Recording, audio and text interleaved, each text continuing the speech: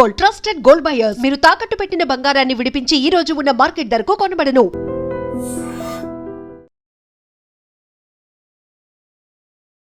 అంటే మొత్తం ఇండియా అంతా విజయ్ రష్మిక పెళ్లి గురించే నడుస్తుంది. ఎక్కడ పెట్టినా, ఏ పని పెట్టినా, పెద్ద పెద్ద సెలబ్రిటీలను ఇన్వైట్ చేసినా ప్రతి ఈవెంట్లో కనిపిస్తుంది మీరే. ఇద్దరి కాంబినేషన్, వాళ్ళ కెమిస్ట్రీ చూస్తుంటే అది they are made for each other లాగా ఉంటారు. ఎంత బ్యూటిఫుల్గా, ఎంత అందంగా. పెళ్ళైన తర్వాత సొంతూరుకి వెళ్ళారు. వాళ్ళ గ్రాండ్ పేరెంట్స్ దగ్గరికి వెళ్ళి చాలా కామన్ మ్యాన్ లాగా, అంటే మాలా కామన్ మ్యాన్ లాగా వెళ్ళి వాళ్ళకి దండం పెట్టుకుంటూ అంత డౌన్ టు ఎర్త్ ఉండడం. అయితే ఆ గ్రాండ్ పేరెంట్స్ అది మా ఊరు, అంటే విజయ్ వాళ్ళ అమ్మమ్మ వారు. పెళ్ళైన తర్వాత వాళ్ళ ఊర్లో తుమ్మన్పేటలో వ్రతం చేసిన తర్వాత మా ఊరికి వచ్చిండు అన్నట్టు. అమ్మమ్మ లేరు. అమ్మమ్మకి విజయ్ అంటే ప్రాణం, విజయ్కి అమ్మమ్మ అంటే చాలా ప్రాణం. అసలు వీళ్ళిద్దరి మధ్య ప్రేమ మొదలైంది ఎక్కడ? గీతా గోవిందమా, డియర్ కామ్రేడ్? డియర్ కామ్రేడ్ నుంచే మొదలైందని నా అనుమానం.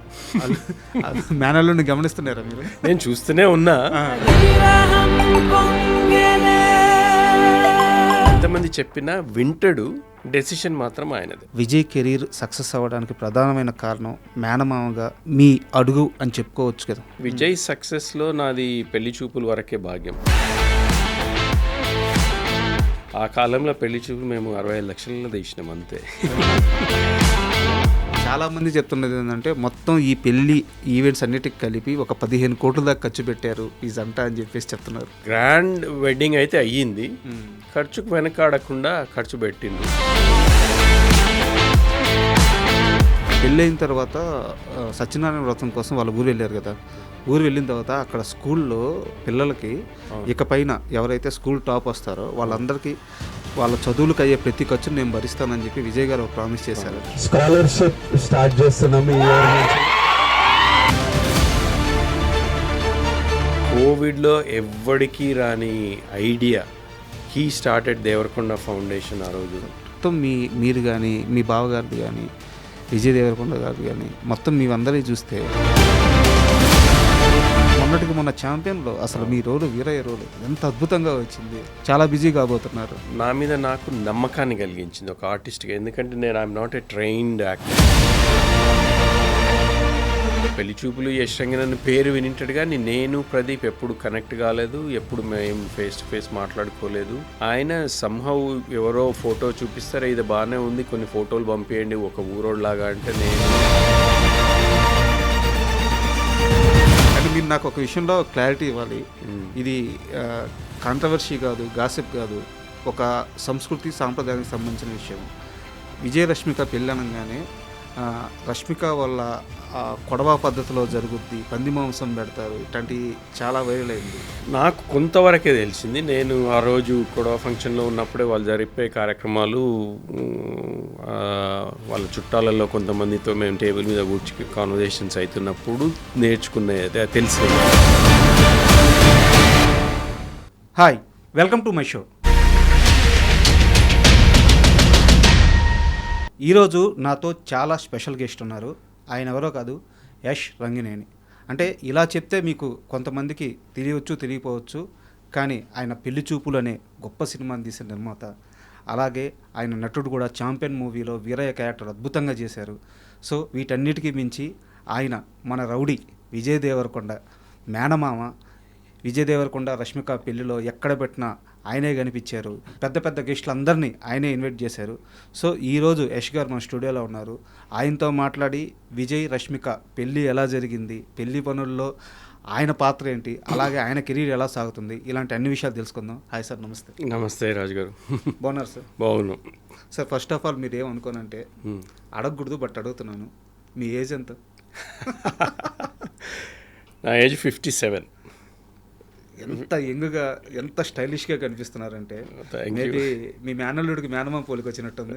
ఏమో మరి తెలియదు, కానీ అంటే I like to keep my self healthy అంతే. కొంచెం లిమిటెడ్గా తిని ఎక్సర్సైజ్ అటు ఇటు యాక్టివిటీ చేస్తాం కాబట్టి ఏదో నడుస్తుంది. But I'm happy. చాలా థ్యాంక్స్ ఫర్ మీ కాంప్లిమెంట్స్కి. సార్, గత కొన్ని రోజులు చూసుకుంటే మొత్తం మీడియానే కాదు, 2 తెలుగు రాష్ట్రాలు, ఇంకా గట్టిగా చెప్పాలంటే మొత్తం ఇండియా అంతా విజయ్ రష్మిక పెళ్లి గురించే నడుస్తుంది. అవును. సో ఆ పెళ్లిలో ఎక్కడ పెట్టినా, ఏ పని పెట్టినా, పెద్ద పెద్ద సెలబ్రిటీలను ఇన్వైట్ చేసినా ప్రతి ఈవెంట్లో కనిపిస్తుంది మీరే. మేనల్లుడి పెళ్లిని దగ్గరుండి మొత్తం చూసుకున్నారు. సో ఎలా అనిపిస్తుంది? ఫస్ట్ ఆఫ్ ఆల్ చాలా సంతోషంగా ఉంది. అంటే విజయ్ ఒక టైంలో పెళ్ళి అంటే ఇవాళ రేపు కిడ్స్ కదా, పెళ్ళి అంటే అంత ఇష్టం అని కాదు, కానీ హీ వాజంట్ రెడీ. పెళ్ళి అవసరమా కెరీర్లో ఈ ఫీల్డ్లో ఉన్నప్పుడు అనుకున్న అతను రష్మిక పరిచయం అయిన తర్వాత ఆ పర్సెప్షన్ చేంజ్ అయ్యి ఆమె ద్వారా అంటే వాళ్ళిద్దరి కాంబినేషన్, వాళ్ళ కెమిస్ట్రీ చూస్తుంటే అది they are made for each other లాగా ఉంటారు. ఎంత బ్యూటిఫుల్గా, ఎంత అందంగా.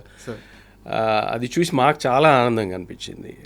ఓవరాల్గా పెళ్ళి అంత గ్రాండ్గా కూడా చేయడము, అది credit goes to only Vijay and Rashmika and మా సిస్టర్ కూడా. మా సిస్టర్ కూడా ఎక్కడ తక్కువ కాకుండా చాలా ముద్దుగా, ప్రేమగా అన్నీ చేయించింది ఆ పెళ్ళి. అందుకు మా కాంట్రిబ్యూషన్, నేనేమో ఇక్కడ ఉండను, మొత్తం పెళ్లి పనుల్లో నేను కనపడ్డా కానీ నేను చేసింది తక్కువే. మొత్తం ప్లానింగ్ అంతా వాళ్ళదే. So we are very happy the way it went. ఏ ఈవెంట్లో కూడా ఎలాంటి డిస్ట్రప్షన్స్ కానీ ఎలాంటి అడ్డంకులు లేకుండా చాలా స్మూత్గా జరిగింది. మేము ఉదయపూర్లో కూడా అక్కడ 4 days ఉన్నప్పుడు ఎవ్రీడే ఒక ఈవెంట్ ఉంది. ఆ ఎవ్రీడే ఈవెంట్లో కూడా ఎక్కడ కూడా ఇబ్బందులు లేకుండా వచ్చిన గెస్ట్లందరికీ కూడా చాలా, అంటే పెళ్ళికి మనం వెళ్తే పెళ్ళి చూసేసి అక్షంతలు జల్లి వస్తాము, కానీ ఇంతమందిని 200 మందిని ఒక వేరే డెస్టినేషన్ తీసుకెళ్ళి వాళ్ళని లుక్ ఆఫ్టర్ చేయడం అన్నది it's a big challenge. And అక్కడ తీసుకెళ్ళేదో హోటల్లో పెట్టడం కాదు, అంటే ఒక్కొక్క ఈవెంట్, ఒక్కొక్క డే వాళ్ళు ఒక ఫన్ ఫ్యాక్టర్ క్రియేట్ చేసిండు. అంటే వచ్చిన గెస్ట్లందరికీ కూడా ఒక మెమరబుల్ ఈవెంట్ లాగా ఉండాలన్నది వాళ్ళ ఆలోచన. And they achieve that.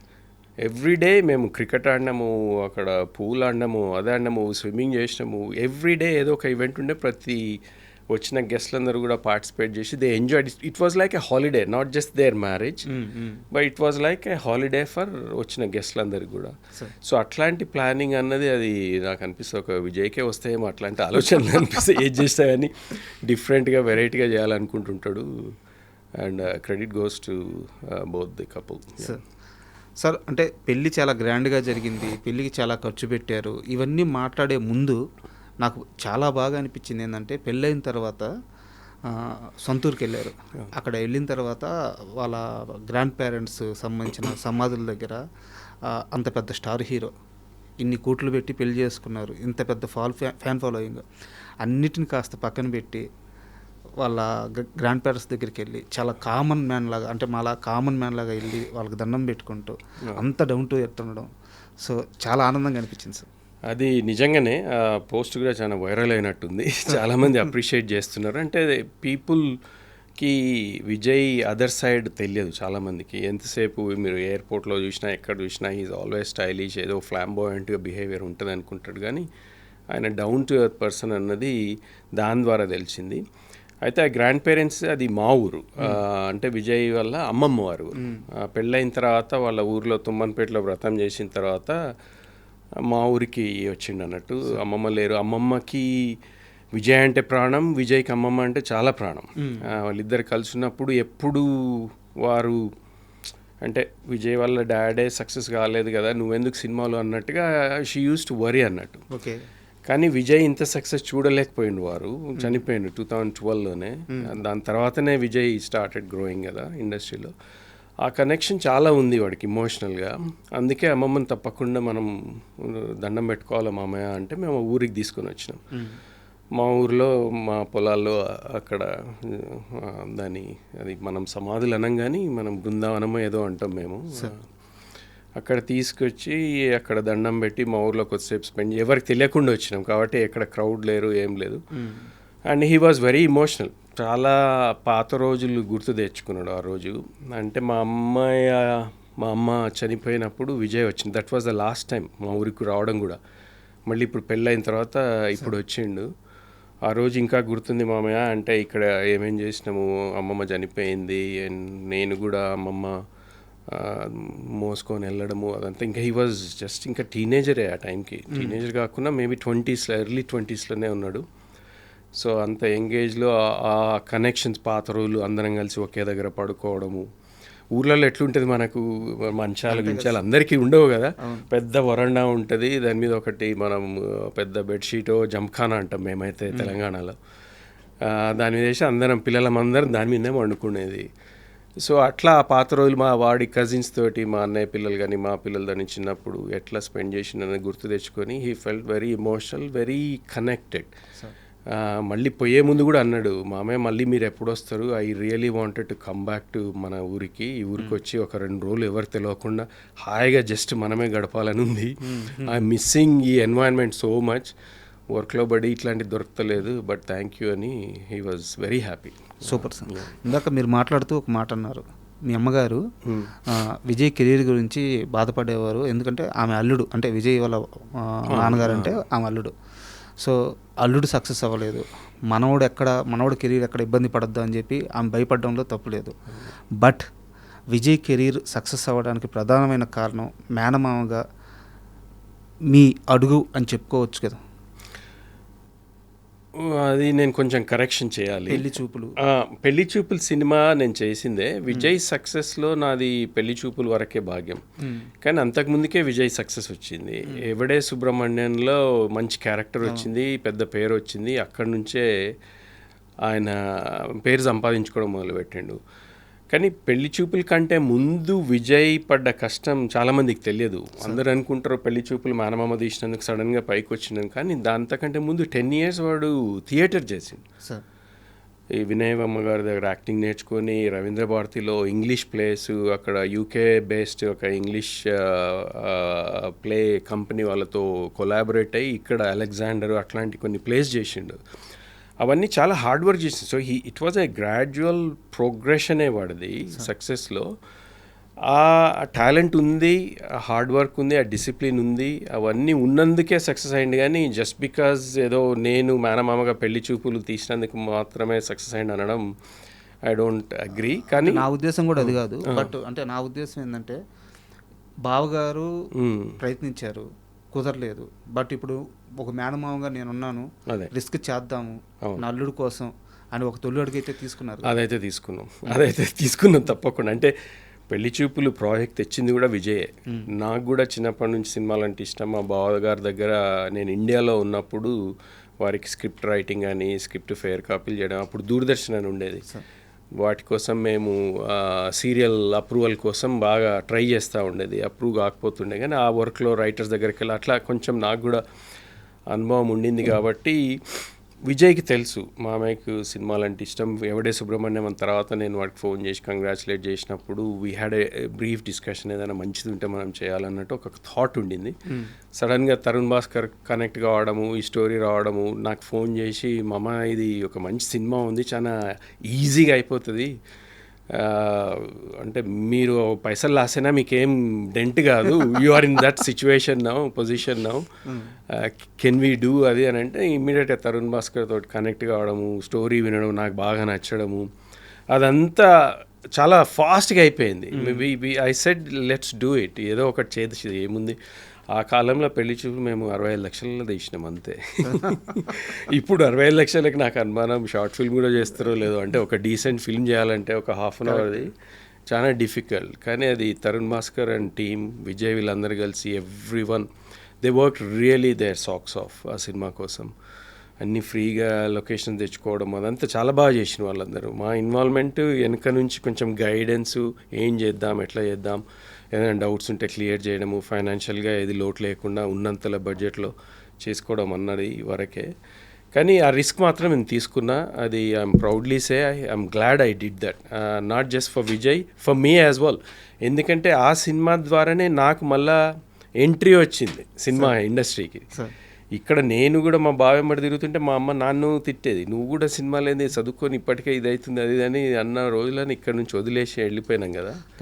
మళ్ళీ పెళ్లి చూపుల ద్వారా మళ్ళీ వచ్చే అవకాశం దొరికింది, అది ప్యూర్లీ విజయ్ వల్లనే. యాక్చువల్గా ఇంటర్వ్యూకి యష్ గారు వస్తున్నారు అని చెప్పి మా పిఆర్ఓ చెప్తే నేను చాలా ఆనందపడ్డా. ఎందుకంటే అంటే వ్యూస్ పరంగా అని కాదు, ఒక ఇంటర్వ్యూ చేయొచ్చు అని కాదు, ఇవన్నీ కాదు, కానీ నాకు ఒక 3 మేనల్లుళ్ళు ఉన్నారు.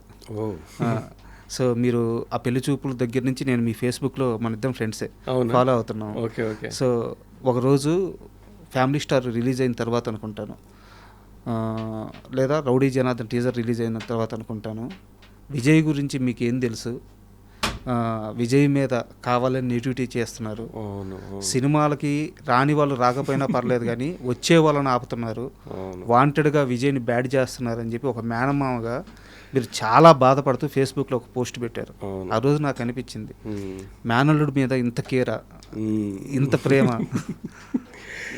అది ఫ్యామిలీ స్టార్ అప్పుడే అనుకుంటా, రౌడీ జనార్దన్ కాదు, ఫ్యామిలీ స్టార్ అప్పుడే.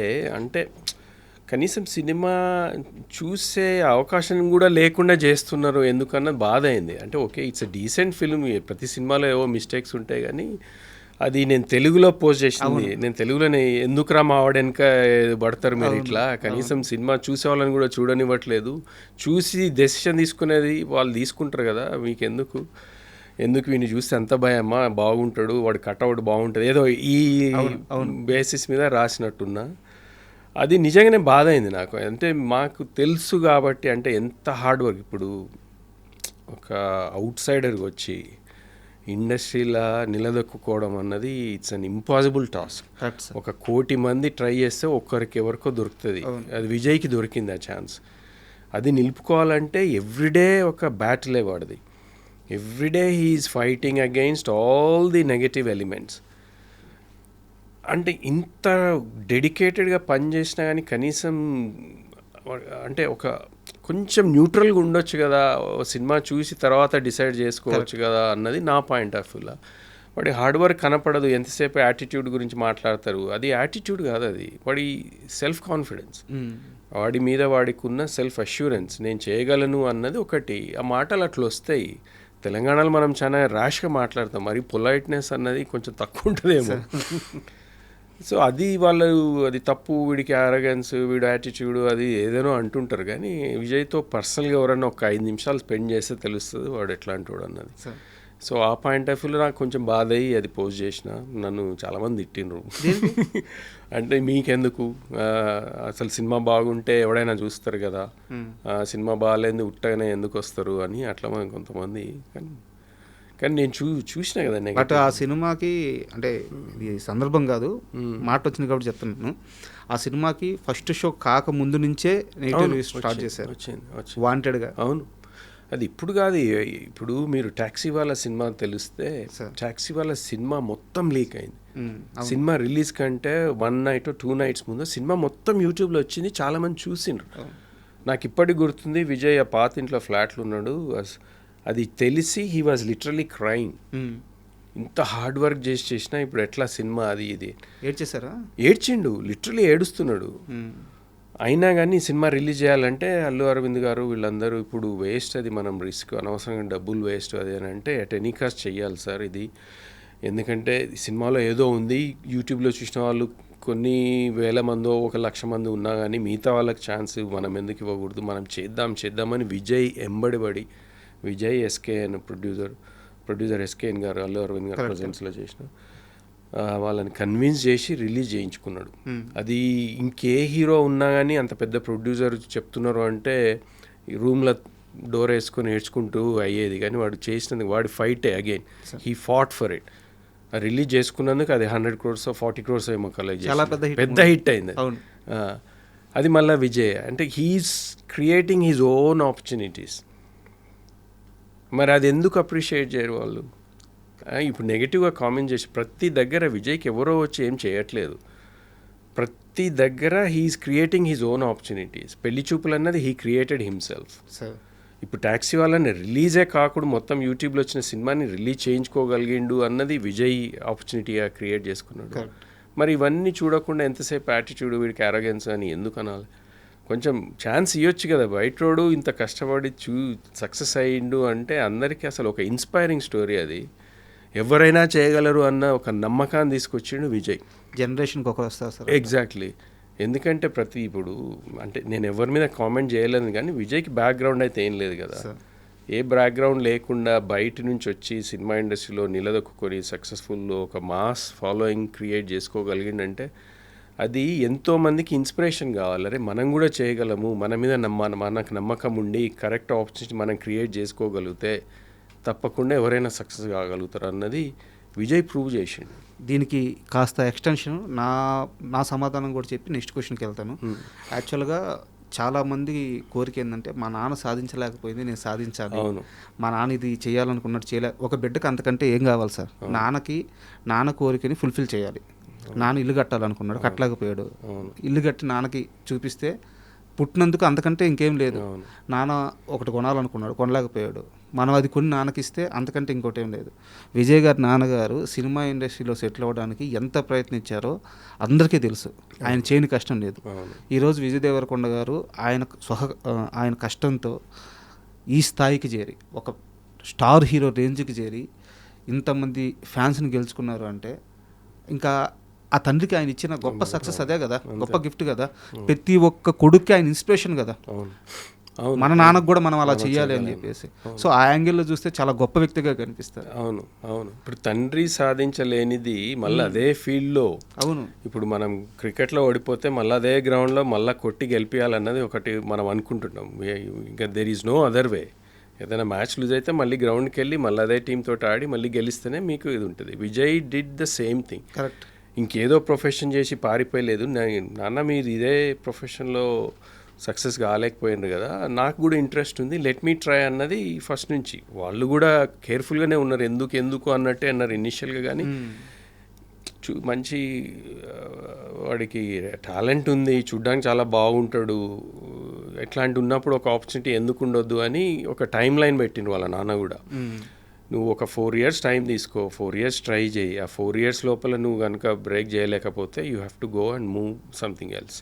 ఎందుకంటే నీ లైఫ్ కూడా ఇట్లా కష్టాలు ఉండడం నాకు ఇష్టం లేదన్నది వాడు ఆ 4 yearsలో చేయగలిగిండు. అది చేయగలిగిండు, అది చేసి చూపించిండు. మరి అది వాళ్ళ తండ్రికి వారు ఏదేది చేయలేకపోయినో అవన్నీ చేసి చూపించి ఒక గిఫ్ట్గా ఇస్తున్నాడు అన్నది ఆయనను చూసి, విజయ్ని చూసి ఎంత గర్వం కదా అది. అండ్ మళ్ళీ పెళ్లి విషయానికి వస్తే సార్, ఇది మీరు కరెక్ట్గా చెప్పాలి. చాలా మందికి ఈ డౌట్ ఉంది. కాంట్రవర్షియల్ కాదు, చాలా మందికి డౌట్, అసలు వీళ్ళిద్దరి మధ్య ప్రేమ మొదలైంది ఎక్కడ? గీతా గోవిందమా, డీర్ కామ్రేడా? ఈ ప్రేమ మొదలైంది ఎక్కడ అన్నది ఎట్లా చెప్పాలి నాకు. వాళ్ళు అయితే అది షేర్ చేయలేదు, కానీ నాకు అనుమానం డియర్ కామ్రేడ్ తర్వాతనే. డియర్ కామ్రేడ్ నుంచే స్టార్ట్ అయింది. డియర్ కామ్రేడ్ నేనే చేసిన కదా, మైత్రి వాళ్ళతో కలిసే చేసిన మా సినిమా. డియర్ కామ్రేడ్ నుంచే మొదలైందని నా అనుమానం. మేనల్ని గమనిస్తున్నారా మీరు? నేను చూస్తూనే ఉన్నా, కానీ అంటే విజయ్లో ఉన్నది ఒకటి ఏంటంటే ఎంతమంది చెప్పినా వినడు కాదు, ఎంతమంది చెప్పినా వింటాడు, డెసిషన్ మాత్రం ఆయనదే. ఓకే. ఇప్పుడు ఎంతోమంది మళ్ళీ సినిమాలు ఇది ఇప్పుడు ఇంట్లో కూడా కాన్వర్జేషన్స్ అవుతుంటాయి కదా, అవన్నీ వింటాడు, కానీ వాడికి నచ్చిందే చేస్తాడు. ఇంకా ఊరికే వద్దు అని ఎవరైనా చేస్తే మాత్రం ఇరిటేట్ అవుతాడు.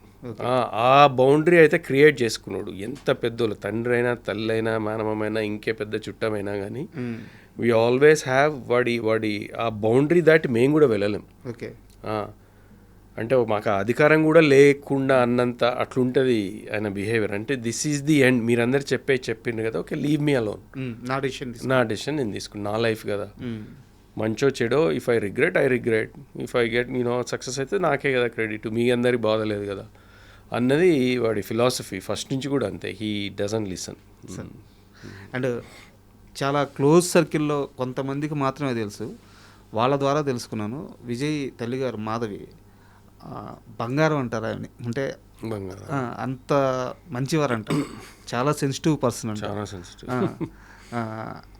వారికి ఈ విషయం ఫస్ట్ ఎవరు చెప్పారు, ఎలా తెలిసింది, ఎలా కన్విన్స్ చేశారు?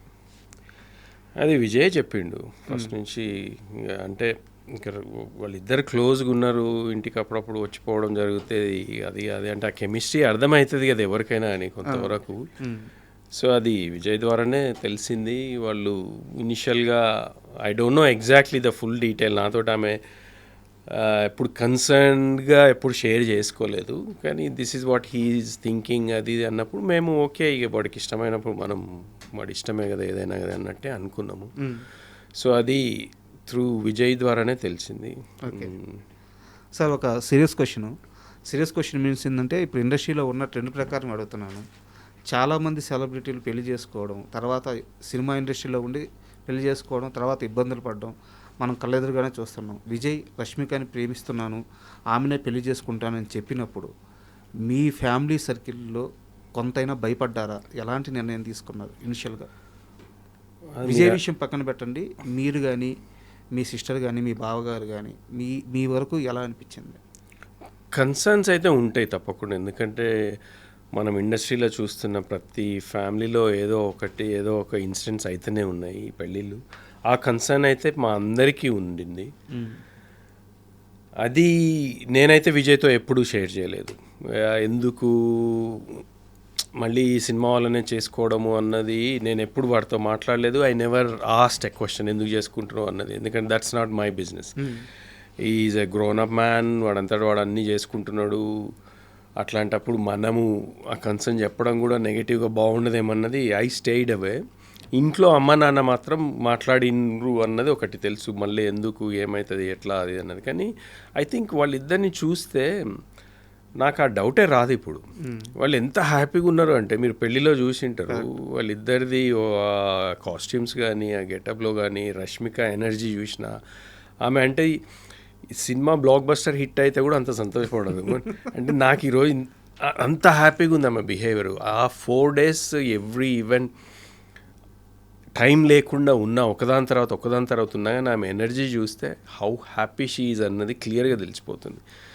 వాళ్ళిద్దరికి ఆ అండర్స్టాండింగ్ ఉంది. అంటే they stayed as a friends together for a long time now, almost 5-6 years connection ఉంది. కాబట్టి ఫ్రెండ్లీగా స్టార్ట్ అయినా కానీ they understood each. It's not a decision సడన్గా ఏదో ఒక ఇన్ఫాచ్యుయేషన్ తోటి క్రియేట్ అయింది అయితే కాదు.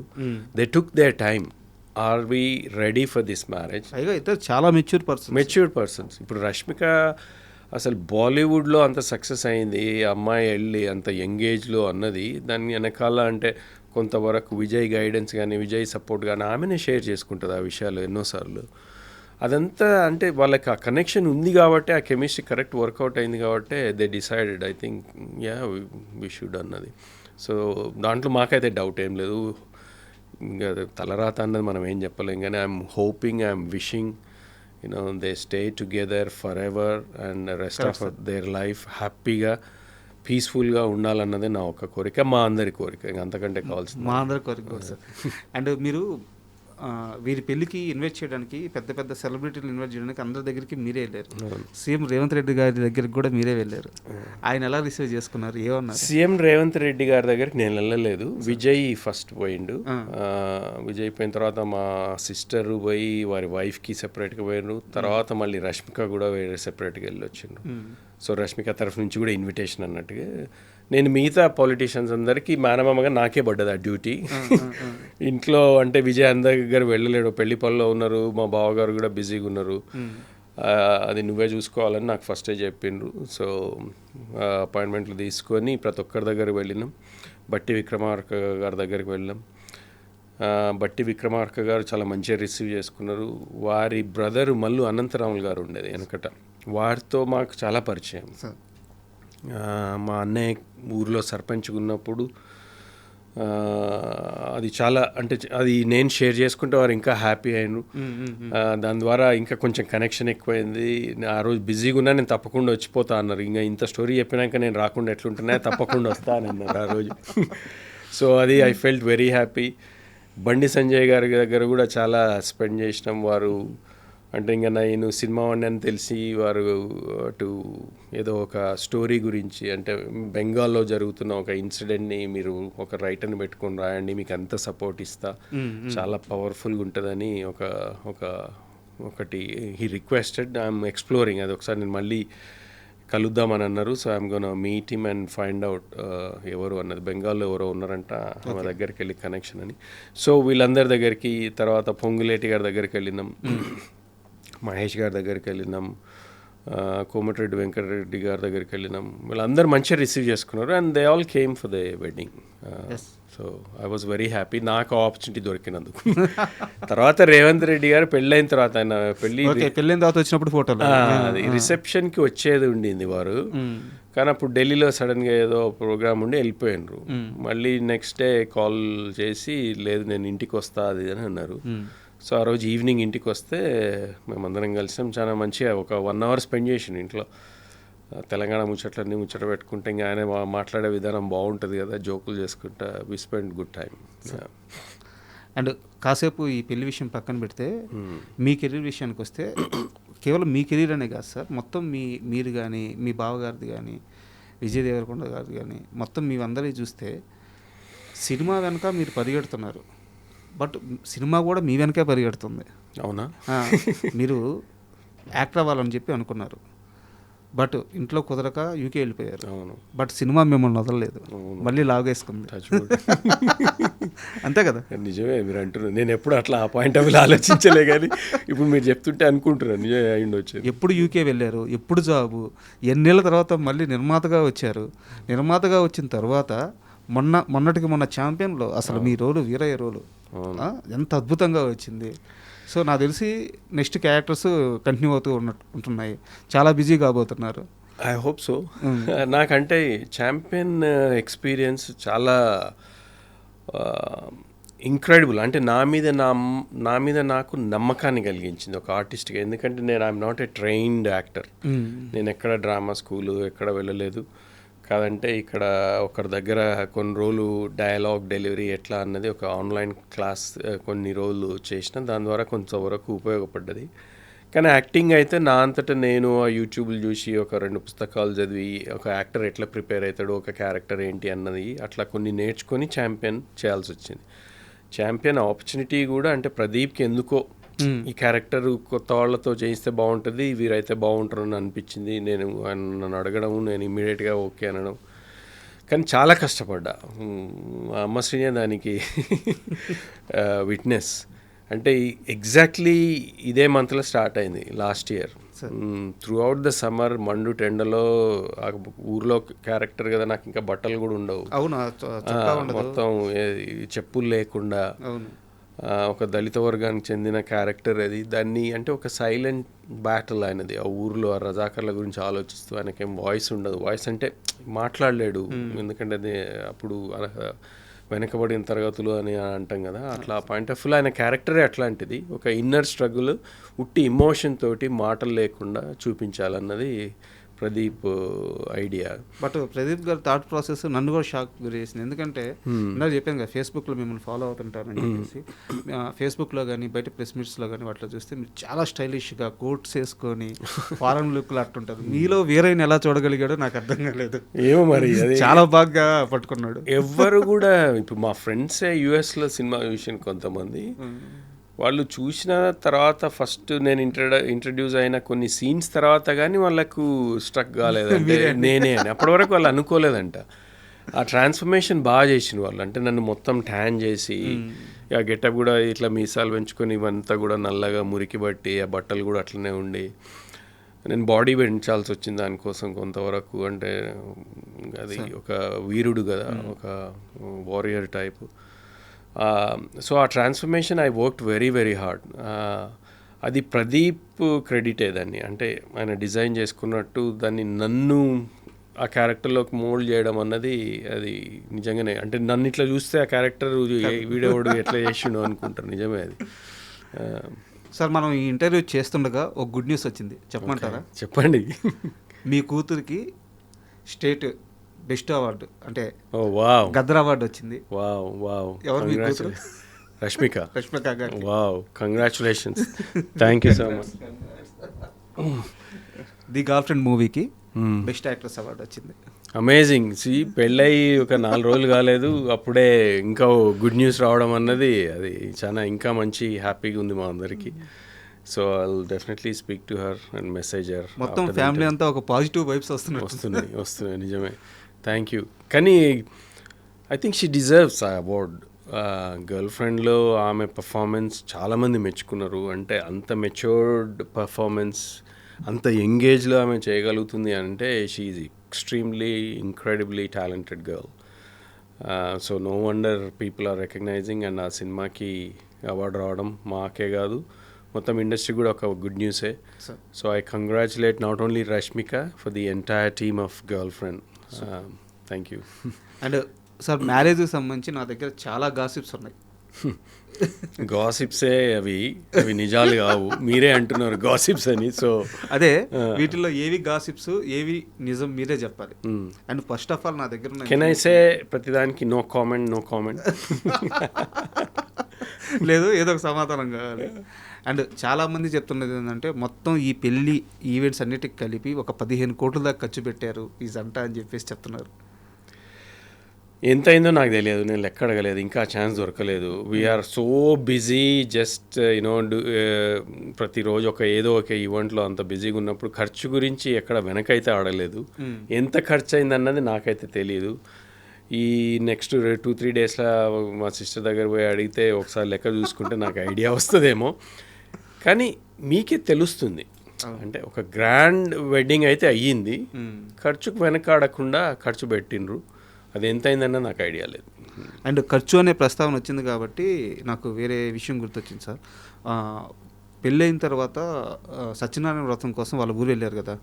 ఊరు వెళ్ళిన తర్వాత అక్కడ స్కూల్లో పిల్లలకి ఇకపైన ఎవరైతే స్కూల్ టాప్ వస్తారో వాళ్ళందరికీ వాళ్ళ చదువులకు అయ్యే ప్రతి ఖర్చును నేను భరిస్తానని చెప్పి విజయ్ గారు ప్రామిస్ చేశారు. ఆ డెసిషన్ అప్పటికప్పుడు తీసుకున్నారా ఊరు వెళ్ళినాక?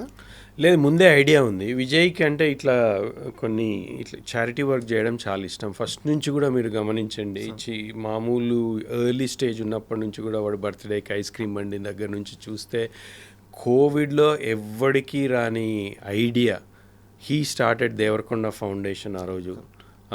అంటే ఇండస్ట్రీ నుంచి ఇంకా యాక్టివ్గా ముందుకు రానప్పుడే అందరికంటే ముందు వచ్చేసి ఒకటి చేద్దాము, మనము ఫుడ్ ప్యాకెట్ సప్లై చేద్దాము, మెడిసిన్ సప్లై చేద్దామని ఆయన రౌడీ టీంని అందరినీ గ్యాదర్ చేసి వాళ్ళందరికీ చేయగలిగిండు. సో ఆయన ఒక ఫిలాంథ్రపీ పాయింట్ ఆఫ్ వ్యూలో ఆయనకు ఐడియాస్ ఫస్ట్ నుంచి ఉన్నాయి.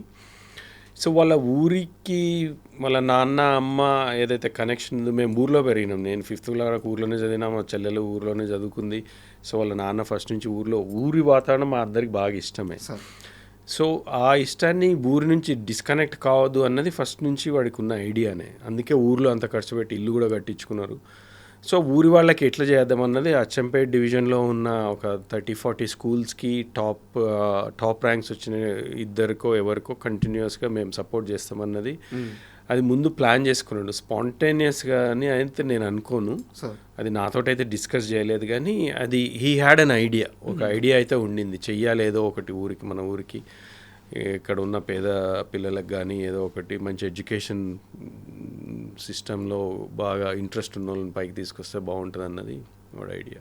అంటే యాక్చువల్గా ఈ విషయాన్ని మీడియాలో చాలామంది క్లియర్గా రాయలేదు. స్కూల్ టాప్ వచ్చిన 1-2 పిల్లలు అంటే మీరు చెప్పినట్టు 40 స్కూల్లో ఎవ్రీ ఇయర్ ఆ నెంబర్ పెరుగుతూ పోతుంది, 100 మంది పిల్లలు అవుతారు కదా సార్. అది ఇంకా నాకు డీటెయిల్ తెలియదు ఎగ్జాక్ట్లీ ఎట్లా అన్నది. మరి అది ఒకసారి డైరెక్ట్ విజయ్ని అడిగితేనే బెటర్ ఏమో. Is the one who is sponsoring. చాలా గొప్ప ఆలోచన, ఎందుకంటే అంటారు కదా అన్ని దానాల్లో కల్లా విద్యాదానం గొప్పదని చెప్పేసి. అది ఆ డీటెయిల్ తెలియదు, నిజమే. అది విద్యాదానం అంటే నాకు తెలియదు ఆ సపోర్ట్ సిస్టమ్ అని ఎట్లా ప్లాన్ చేసుకున్నారన్నది, వాళ్ళు ఎంత బడ్జెట్ క్రియేట్ చేసుకున్నారన్నది. కానీ అవన్నీ పక్కన పెడితే మీరు ఎంత సపోర్ట్ చేసినా కానీ ఒక టాపర్కి ఫైనాన్షియల్గా వెనకబడి ఉన్న వాళ్ళకి ఎంత హెల్ప్ చేసినా హెల్పే కదా. మంచే కదా. మరి ఇక దాంట్లో ఇక కాంట్రవర్సీ ఎందుకు, ఇంతమందికి ఎట్లా చేస్తాడు, ఎన్ని రోజులు చేస్తాడు, అది ఇంకా అక్యుములేట్ అయ్యి కొన్ని 100 మంది అయ్యి వీళ్ళందరికీ సస్టైన్ చేయగలుగుతాడా అన్నది అది ఇంకా నెగటివ్ థింకింగే అవుతుంది. మనం ఆలోచించాల్సింది వాట్ హీ మేడ్. ఒక స్టేట్మెంట్ ఇచ్చింది, నేను తప్పకుండా ఈ అచ్చంపేట డివిజన్లో కొన్ని స్కూల్స్కి టాపర్స్కి నేను హెల్ప్ చేస్తా ఫైనాన్షియల్గా అన్నాడు. అది ఎంత హెల్ప్ ఏంటి అన్నది అది it is still a help. అది నా పాయింట్ ఆఫ్ వ్యూలో that is still a very great decision.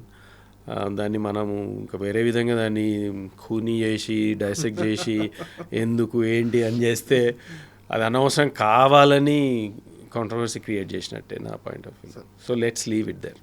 కానీ హెల్ప్ అయితే చేస్తాను. కరెక్ట్, ఏదైనా మంచి కార్యక్రమం మంచి కార్యక్రమం అంతే. అండ్ ఇంకో గాసిప్ కూడా ఉంది. రష్మికకి చాలా పెద్ద గిఫ్ట్ ఇచ్చాడు పెళ్ళి అయిన తర్వాత విజయ్ దేవరకొండ. తెలియదు, నాకు తెలియదు. మీకేంది, మీకు తెలుసు నాకు చెప్పండి. 90 కోట్ల రూపాయల విల్లా ఇచ్చాడు. వాడు చేసిన సినిమాలు ఎన్ని? లేదు సార్, ఇది 90 కోట్లు తెలుగు ఇక్కడ నుంచి మీడియాలో తెచ్చిస్తారు. చాలా మెయిన్ స్ట్రీమ్ వెబ్సైట్లు అన్నీ రాసినాయి, మీరు కూడా చూసుంటారు నాకు తెలిసి. నేను చూసినా కానీ అవన్నీ మీరే అన్నారు కదా గాసిప్ అని. 90 కోట్లు ఎక్కడి నుంచి వస్తాయి చెప్పండి? నేను అందుకే గాసిప్. వాడికి సినిమా చేస్తే ఇస్తాన్న పైసలే సరిగ్గా వస్తలేవు, దాన్ని కూడా కొట్లాడి తెచ్చుకోవాల్సి వస్తుంది ఒక్కొక్కసారి. ఎందుకంటే సినిమాలు కూడా బ్లాక్ బస్టర్ అయితే లేవు కదా. సార్ సినిమాలు చేసే వాళ్ళం మీకు ఐడియానే ఉంది. సినిమాలు ముందు పైసలు వచ్చినాయి. సినిమా రిలీజ్ అయినాక ఇస్తామన్నా ఎప్పటికీ రావాలి. సో నేను అనేది ఏంటంటే వాడు చేసినవి 10-15 సినిమాలు. 10-15 సినిమాల 90 కోట్ల క్యాష్ ప్రజెంట్ ఏదో గిఫ్ట్ అన్నది ఇలా that is highly impossible current సిచ్యువేషన్లో. వాడికి ఐడియా ఉండొచ్చు, ఏదైనా పేపర్ మీద రాసి ఇచ్చిండేమో, మరి తెలియదు ఇస్తా అని.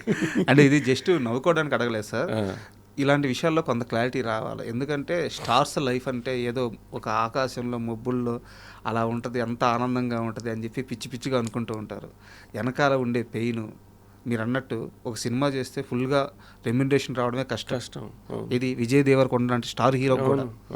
That is the truth. అంటే నేను ఎవరిని క్రిటిసైజ్ చేయట్లేదు, అంటే మనం అడగడానికి కూడా వీల్లేదు. ఎందుకంటే సినిమా హిట్ అయితే పైసలు వచ్చినప్పుడే కదా ఎవరికైనా రివార్డింగ్ ఉండేది. సినిమా హిట్ కానప్పుడు ఇస్తాన పైసలు మాత్రం ప్రొడ్యూసర్ కానీ ఇంకెవరైనా కానీ ఇస్తాన అది ఎట్లా తీసుకొచ్చి ఇవ్వగలరు? మ్యాక్సిమం వాళ్ళు ఇచ్చేవంతా ఇచ్చేస్తారు, కానీ వాళ్ళ తర్వాత కాన్వర్జేషన్స్లో ఏదైతే ఇస్తానారో అది ఇవ్వలేకపోతారు. ఎందుకంటే ఇప్పుడు లైగర్ లాంటి అంత పెద్ద సినిమా హిట్ కాకపోతే అంత ఖర్చు పెట్టినప్పుడు ఎట్లా ఇవ్వగలుగుతారు అన్నది నా పాయింట్. సో మీరు అన్నది సినిమా వల్ల లైఫ్ అంతా మీరే అన్నారు, అది ఒక మబ్బుల్లో that's exactly what it's not the reality అన్నది కరెంట్లీ వాళ్ళకంటే తిండికి లేకుండా అయితే ఉండరు. ఆఫ్ కోర్స్ వాళ్ళకు ఒక లైఫ్ స్టైల్ వచ్చింది, దే ఆర్ హ్యాపీ. అంతేగాని సడన్గా ఎన్నో 100 కోట్లు వచ్చేస్తాయి అది అన్నది ఈ స్టేజ్లో విజయ్కి అది ఇంకా అచీవ్ చేయలేదు. And I hope he will do that. కానీ ఎంత అచీవ్మెంట్ చేసినా అది నేను అనేది ఒక సినిమా అనేది ఒక మాయ, మన అద్దాల మేడలో ఉన్నట్టే ఉంటుంది. చిన్నప్పుడే ఏదో తెలుగు సినిమాలనే చూసిన నేను, అద్దాల మేడల్లో ఉండే ఈ సినిమా వాళ్ళంటే మనం రాయేస్తే మొత్తం పగిలిపోతాయి. అట్లాంటిదే ఈ లైఫ్ కూడా. అందుకే విజయ్ చుట్టుపక్కల ఉండే ఎవరైనా మాయమైనా ఏదైనా వాడిని he's very careful and he's very grounded. వాడికి తెలుసు ఎప్పుడు ఏం చేయాలన్నది. కానీ ఈ సపోర్ట్ సిస్టమ్ అనేది హెల్ప్ చేస్తుంది. మనం ఎంతున్న సినిమా అనేది ఒక వర్క్ ఆయనకి. స్టార్ అది ఇది అన్నది మన ఆడియన్స్ కానీ వాడి ఫ్యాన్స్ కానీ ఫాలోవర్స్ కానీ దే క్రియేట్ ఆ వర్డ్స్. కానీ ఏ స్టారో ఆ స్టార్ ఈ స్టార్ అని అంటుంటాం కదా, ఆ టైటిల్స్ అన్నీ అవన్నీ ఫ్యాన్ క్రియేట్ చేసిన. అంతలో మేము అయిపోయినామో అని మనము ఏదో మిసం తిప్పుకొని ఇట్లా అని అనుకుంటే అది వర్కౌట్ కాదు. అది కానీ మీ ఇద్దరు రియాలిటీకి చాలా దగ్గరగా ఉన్నారు. ఇద్దరు మీరు కానీ విజయ్ కానీ మేనమామ మేనల్లు ఇద్దరు ఎందుకు ఓపెన్గా మాట్లాడేస్తున్నారు. అంతే మరి, దాన్ని దాచుకునేదే ఉందండి నిజంగా చెప్తున్నా. అంటే మాకైతే తెలియదు, ఫేక్గా ఏదో ఇంటర్వ్యూ అని వచ్చేసి ఇంకో ఎక్స్ప్రెషన్ ఇచ్చి ఇంకో క్యారెక్టర్ లాగా ఎంటర్ అయ్యి what I'm is about I'm అంటే నేను యశ్రంగిని అని నేను బయటైనా ఇట్లయినా మాట్లాడుతాను, విజయ్ అయినా అట్లనే ఉంటాడు. మనం ఇంటర్వ్యూకి ముందు మాట్లాడుకున్నాం సార్, అంటే ఎందుకు విజయ్కి ఈ క్రేజ్ ఇంత క్రేజ్ అంటే ఇప్పుడు మరి కొన్ని సినిమాలు పోవచ్చు, కొన్ని సినిమాలు ఆడవచ్చు, బట్ సినిమా సక్సెస్తో ఫెయిల్యూర్తో సంబంధం లేకుండా ఇంత క్రేజ్ రావడానికి కారణం ఏంటంటే ఇదే, ఈ ఓపెన్గా ఉండడం.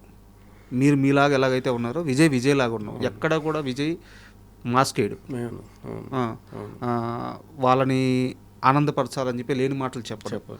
విజయ్ ఎలా ఉంటాడో అలాగే ఉంటాడు, అందుకే ఈ క్రేజ్. అవును, అది నిజమే. అది అంటే ఒక ఆనెస్టీ, ఒక ట్రాన్స్పరెన్సీ కనెక్ట్ అవుతాం మనం ఆడియన్స్ తోటి. కానీ యూజువల్గా ఎవరైనా మనము మన ఫ్రెండ్ సర్కిల్లో అని కొత్త వాళ్ళు కలిసినప్పుడు హౌ వి రిసీవ్ అది ఇమ్మీడియట్ కనెక్షన్ ఏర్పడుతుంది. ఏదో ఫేక్గా మనం మాట్లాడుతుంటే తెలిసిపోతుంది మనకే, అంటే this guy is trying to put up a different character, different ఏదో అంటే ఈజ్ నాట్ రియల్ అనేది అప్పుడే అర్థమైపోతుంది కదా మనకి. So we're not like that. మేము అట్లా ఎప్పుడు మమ్మల్ని పెంచలేదు, పెరగలేదు. మేబీ అదొక వీక్నెస్ కూడానేమో కొంతవరకు ఇండస్ట్రీలో అది క్రియేట్ చేయాలేమో, మరి అదైతే మాకు తెలియదు. అది తెలిసి ఒకవేళ నేర్చుకున్నా మేము చేస్తే నిజంగా ఫేక్గానే ఉంటుంది. అవతలోడు చేస్తే నిజం కొంతసేపు అన్న నిజంగా అరే బాగానే ఉంది అని అనిపిస్తుందేమో, కానీ మేము చేస్తే అది నిజంగానే ఫేక్ అవుతుంది. దొరికేస్తాం. అందుకే ఇట్స్ బెటర్ మనది ఏదో మనకు తెలుసు, మన పని మనం చేసుకోవాలి, మనం హార్డ్ వర్క్ చేస్తున్నాం, మనల్ని మనం నమ్ముకున్నాం, మన పని మీద నమ్ముకున్నాం, మిగతాది దేవుడి మీద వదిలేద్దాం. సామెత ఉంటుంది సార్, దొంగోడు దొంగతనం చేస్తే దొరకడంట, అవును, మంచోడు ఇమ్మీడియట్ దొరుకుతాడు. ఎందుకంటే మనకి అలవాట్లేని పని అది. అంతే కదా, కరెక్ట్. అండ్ మీరు నాకు ఒక విషయంలో క్లారిటీ ఇవ్వాలి. ఇది కాంట్రవర్సీ కాదు, గాసిప్ కాదు, ఒక సంస్కృతి సాంప్రదాయానికి సంబంధించిన విషయం. విజయరశ్మిక పెళ్ళి అనగానే రష్మిక వల్ల కొడవ పద్ధతిలో జరుగుద్ది, పంది మాంసం పెడతారు, ఇట్లాంటి చాలా వైరల్ అయింది. అండ్ అలాగే రష్మిక వాళ్ళ ఫ్యామిలీ గురించి వాళ్ళు ఒక యుద్ధ వీరుల నేపథ్యం సంబంధించిన ఫ్యామిలీ అని చెప్పి ఇలా చెప్పారు. మీకు తెలిసినంత వరకు అసలు ఆ సాంప్రదాయం ఏంది, రష్మిక వాళ్ళ ఫ్యామిలీ బ్యాక్గ్రౌండ్ ఏంది, కాస్త వివరంగా చెప్తారు.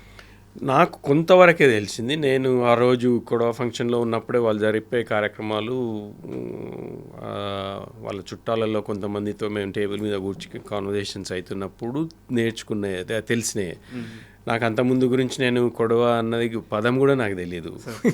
రష్మిక ఇంట్రడ్యూస్ అయ్యి పెళ్ళి ఓకే ఆ రోజు కొడవ ఫంక్షన్ ఉంటుంది అంటే ఏంటి పదం అనేది అప్పటి నుంచే అర్థమైంది, అంటే లాస్ట్ 1-2 months నుంచే.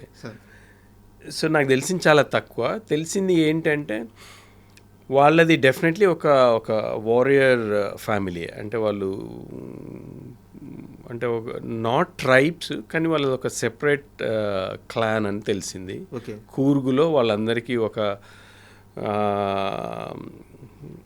దాన్ని ఏమంటారు కరెక్ట్ వర్డ్ వస్తలేదు కానీ వాళ్ళకు ఒక చిన్న కింగ్డమ్ లాగానే అనుకోండి. వాళ్ళది ఒక సెపరేట్ క్లాన్.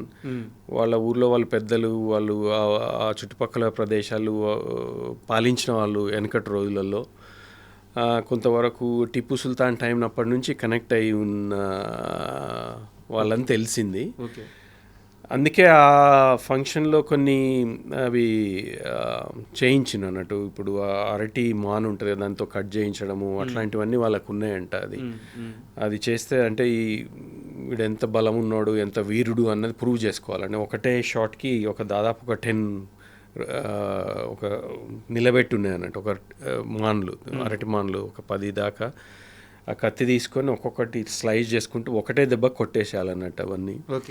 అవన్నీ చేసిండ్రు అక్కడ, అంటే ఒక ట్రెడిషనల్గా.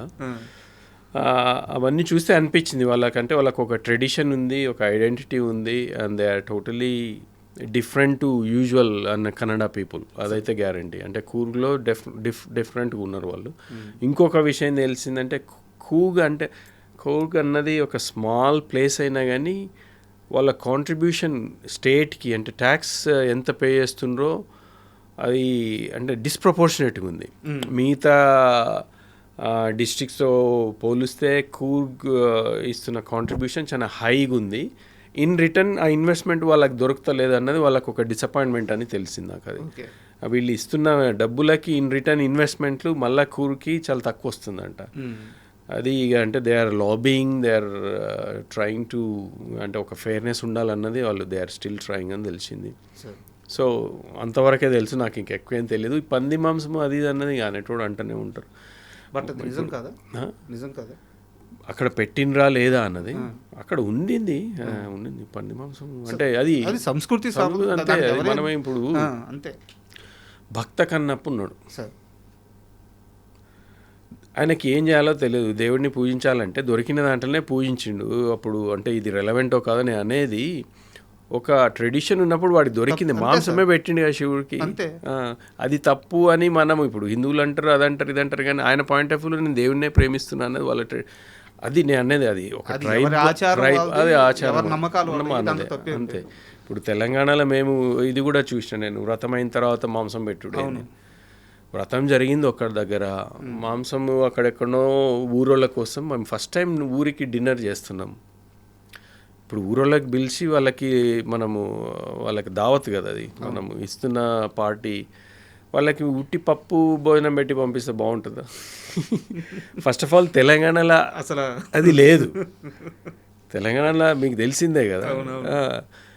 సో వ్రతం జరిగి పూజ అంతా అయిపోయిన తర్వాత ఎక్కడెక్కడ క్లోజ్ అయిన తర్వాత లంచ్ స్టార్ట్ అయింది. అది కూడా ఎక్కడో దూరంగా. అది మా ట్రెడిషన్. అది తెలంగాణలో మనకి అది ట్రెడిషన్. అది కొంతమంది అన్నారు వ్రతం అయిపోయిన తర్వాత ఇలా నాన్ వెజ్ ఎలా పెడతారు కానీ తెలంగాణ ఇప్పుడు కాదు, వెనకటి నుంచి.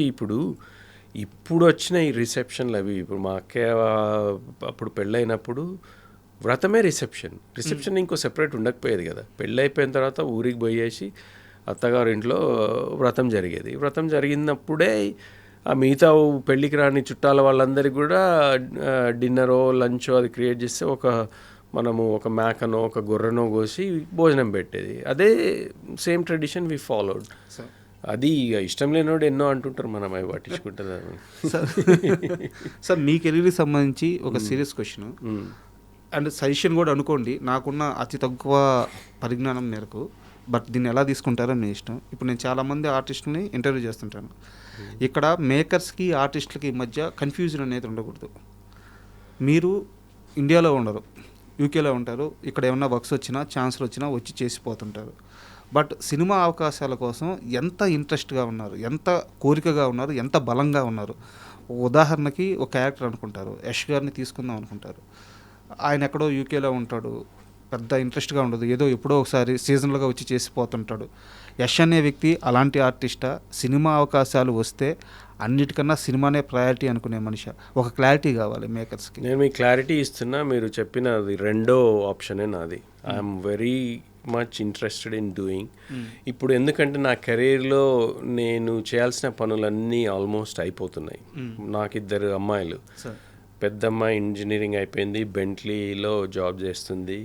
షీ సెటిల్డ్, ఆమెకు సినిమాలు ఇష్టం లేదు, ఆమె అంతటా ఉంది. చిన్న అమ్మాయి లా చేస్తుంది, ఆమె పెద్దగా అయిపోయింది, ఆమె ఇండిపెండెంట్గా ఉంది. నేను మా వైఫే. ఇన్ని రోజులు కష్టపడి అన్నిటికీ దూరంగా సినిమా అని ఇష్టం ఉన్నా కానీ నా బాధ్యతల వల్ల నా కుటుంబాన్ని కొంతమందిని ఫైనాన్షియల్ హెల్ప్ చేయాల్సి వచ్చినందుకు అన్నీ వదులుకొని ఇన్ని రోజులు చేసినాం. ఇప్పుడు ఆ స్టేజ్ దాటి నా అనే టైం నాకు వచ్చింది. ఇప్పుడు నాకున్న ఈ 10-15 ఏండ్లు ఏది వచ్చినా చేయాలన్నది నేను చాలా కాన్ఫిడెంట్గా ఐఎమ్ వెరీ మచ్ డిసైడెడ్. నాకు ఆపర్చునిటీ వస్తే నేను ఇప్పుడు ఎప్పుడు రమ్మన్నా కానీ వచ్చేస్తా. అట్లనే ఛాంపియన్ కూడా అంతే. నేను దాదాపు 3-4 టైమ్స్ ఛాంపియన్ కోసం వచ్చిన. 3-4 టైమ్స్ ట్రావెల్ చేసినాం. దాదాపు 4 months టైం ఇచ్చిన. చాలా లాంగ్ సీన్స్ ఉండే నా కాంబినేషన్ సీన్, ఊర్లో వాళ్ళతో కలిసి ఉండే కాబట్టి I was there almost in every scene. షూటింగ్లో అయితే, సినిమాలో ఎంత కనపడ్డది వేరే విషయం, కానీ ఐ వాజ్ దేర్. నేను ఆ కమిట్మెంట్ అయితే ఇచ్చినా కదా. అంత బిజీగా ఉండి నా బిజినెస్ ఉంది, నా వర్క్ ఉంది, అన్నీ ఉన్నా కానీ when I was needed, I said, okay, I'm coming. నాకు all I needed was నాకు ఒక 2 weeks notice ఇవ్వండి అని అప్పుడు చెప్పిన. కానీ ఇప్పుడు వచ్చే ఆపర్చునిటీని బట్టి అది ఏంటి అన్న దాన్ని బట్టి నేను I will put a side, I will work from home. ఇక్కడ నుంచి నేను చేసుకోవాలి. అప్పుడు కూడా నేను క్యారవాన్ నుండి నేను టీమ్స్ కాల్స్ చేసిన, నా టీమ్ తోటి అక్కడ మాట్లాడిన, ఐ వాజ్ టేకింగ్, అవన్నీ నేను చేసిన. కానీ అది ఎప్పుడు కూడా డిస్ట్రప్టివ్గా వర్క్ షూటింగ్లో ఎక్కడ ఎవరికి తెలియదు కూడా తెలియదు. So I'm very committed, I'm determined. If there is a good opportunity, I want to prove my self as an actor కూడా. యాక్టింగ్ అంటే నాకు చాలా ఇష్టం, నిజంగా చెప్తున్నా. చాలా ప్యాషనెట్గా చెప్తున్నా. మీకు తెలిసినా కానీ ఎవరైనా యాక్టింగ్ ఆపర్చునిటీస్ ఉన్నా కానీ just refer my name. I'm ready to do any role. As an artist, I just wanted to do some good characters. Just ఈ క్లారిటీ కోసం అడిగాను సార్ నేను ఈ క్వశ్చన్. అండ్ ఇక్కడ ఇంకో క్వశ్చన్ కూడా మీరు తప్పుగా అనుకోవద్దు. విజయ్ దేవరకొండ మేనమామ అనేది మీకు పర్సనల్గా అవకాశాలు అడగడానికి ఇది మీకు మైనస్ అయ్యే అవకాశం ఉంది కదా? ఉంది. కొంతమంది అంత పెద్ద ఆయనకి ఇంత చిన్న రోల్ ఏమిద్దామని అనుకోవచ్చు. కొంతమంది దగ్గరికి వెళ్ళి మీరు ఈ రేంజ్లో ఉండి వెళ్ళి వీళ్ళని అవకాశం, మా ఓడికి ఏమైనా బ్యాడ్ నేమ్ అవ్వద్దేమో అని చెప్పి ఇది ఒక సమస్య ఉంది. సో దీన్ని ఎలా దాటాలి?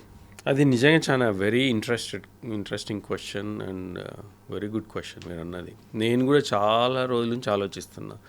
అంటే నేను విజయ్ పాయింట్ ఆఫ్ వ్యూలో ఆలోచిస్తే నేను ఆయనకి ఒక బ్యారియర్ కావద్దు. అంటే రెప్యుటేషన్ పాయింట్ ఏంది, మీ మామ వచ్చి అక్కడ అడుగుతున్నాడు ఇక్కడ వచ్చినాడు అనేది బాగుండదు. అట్ ద సేమ్ టైం మీరు అన్నట్టు ఆపర్చునిటీ ఇవ్వాలంటే ప్రతి చిన్న రోల్ ఏదో కనపడే రోల్ ఆయన ఎందుకు అంత దూరం నుంచి పిలిచి ఈ రోల్కి ఎందుకు పిలుస్తామని కొన్ని ఆపర్చునిటీ అసలు రాకపోవచ్చు. అదన్నట్టే అది చూడాలి ఎట్లా ఇవాల్వ్ అవుతుంది బట్ దీని అన్నది అయితే బ్రేక్ చేయాలి. చెయ్యాలి, అదైతే కరెక్టే. కానీ ఛాంపియన్లో అవకాశం ప్రదీప్కి నేనెవరో తెలీదు. పెళ్లి చూపులు యష్ రంగనాథన్ పేరు వినింటాడు కానీ నేను ప్రదీప్ ఎప్పుడు కనెక్ట్ కాలేదు, ఎప్పుడు మేము ఫేస్ టు ఫేస్ మాట్లాడుకోలేదు. ఆయన సంహౌ ఎవరో ఫోటో చూపిస్తారా ఇది బాగానే ఉంది కొన్ని ఫోటోలు పంపించండి ఒక ఊరోడ్లాగా అంటే, నేను లండన్ నుంచి ఆ గెటప్లో కొన్ని ఫోటోలు పంపిస్తే అది కూడా నచ్చి దాని తర్వాత ఒక స్క్రిప్ట్ ఒక 1 పేజ్ డైలాగ్స్ పంపించాను. ఓకే ఇది చేసి పంపించండి చూద్దాము అంటే అది చేసి పంపించిన, అది కూడా నచ్చింది వీడియో. అది నచ్చిన తర్వాతనే ఆయనకు తెలిసింది ఓకే యష్ రంగనాథన్ అంటే ఇంకా బాగుంది కదా అనుకొని అప్పుడు తీసుకున్నారు. సో అది ఒక నేను ట్రై చేయకుండా వచ్చిన ఆపర్చునిటీ అది. సార్ అట్లా ఎవరైనా చూసి నిజంగా నేను సూట్ అవుతా కొన్ని క్యారెక్టర్స్కి అంటే ఐఎమ్ రెడీ టు డూ. కానీ మీరు అన్నట్టు అది ఎంతవరకు మరి జనాలు అది ఎట్లా బ్రేక్ చేయాలో మరి అది I don't know. But I'm here to do good roles if there is an opportunity. Vijay మేనమామగా నేను అడుక్కొని చేయాలని అయితే లేదు. I don't want to be pain for Vijay, ఆయన రెప్యుటేషన్ పాడు చేయాలి. కానీ అట్ ద సేమ్ టైం నాకంటూ ఐఎమ్ అన్ ఇండివిజువల్, నాకు ఒక ఐడెంటిటీ ఉంది. నా కెరీర్ వేరు, విజయ్కి నాకు సంబంధం లేదు కెరీర్ పాయింట్ ఆఫ్ వాడిది నాది అంతే. సో అట్లాంటప్పుడు people should see me as a Yash Rangineni, not Vijay's మేనమామ. As long as they see that, I hope they will consider me for those roles. Yeah. Sir, last 2 questions. ఇప్పుడు ఎక్కడ ఉన్నారు మా జంట? వాళ్ళు నేను ప్లేస్ చెప్పాను కానీ దే హ్యాడ్ ఒక 4 days బ్రేక్ దొరికింది ఇమీడియట్గా. హనీమూన్ అని కాదు కానీ అదే వాళ్ళు హాలిడే పోయినరు. They wanted to go away from all this chaos. ఇన్ని రోజులు ఇంతమంది చుట్టుమధ్యలో అంత టెన్షన్ వాళ్ళ మీద ఉండే కదా. So they wanted to spend quiet time before మళ్ళీ వాళ్ళిద్దరు షూట్ స్టార్ట్ అవుతుంది నెక్స్ట్ వీక్ నుంచే. ఇద్దరు మళ్ళీ సెపరేట్ అయిపోతారు for at least 2-3 weeks. They are not seeing each other. So అందుకే ఈ 4 days గ్యాప్లో we wanted to have a quick ఒక పీస్ఫుల్ బ్రేక్ అని పోయినరు. So ya there just. And మీ మేనల్లుడు కాకుండా మీకు ఇష్టమైన హీరో ఎవరితో యాక్ట్ చేయాలని ఉంది? నాకు సీనియర్ ఎన్టీఆర్ అంటే చాలా పిచ్చి. చాలా SV Rangarao garu, NTR garu, they are the 2 people who really inspired me. First నుంచి కూడా ఎన్టీఆర్ గారి సినిమాలు ప్రతి ఒక్కటి చూసిన ఆ కాలంలో. ఆ పౌరాణికం ఇంకా ఇష్టం ఉంటుండే. చిన్నప్పుడు మేము ఎండాకాలం సెలవులో మా ఊరికి పోతే ఆ సినిమాల నుంచి కొన్ని సీన్ ఒక 5 నిమిషాలు స్కిట్ లాగా రాసుకొని నేను మా విజయ్ వాళ్ళ అమ్మ మేమిద్దరం చేసి మా కజిన్స్ అందరికి ప్లే చేసి చూపిస్తుండే. ఒక డైలాగ్ అనుకున్నా, నాకు రాదు ఇప్పుడు డైలాగ్ కానీ వద్దు. కానీ అట్లాంటి చిన్న అందుకే వారు ఈజ్ ఇన్స్పైరింగ్.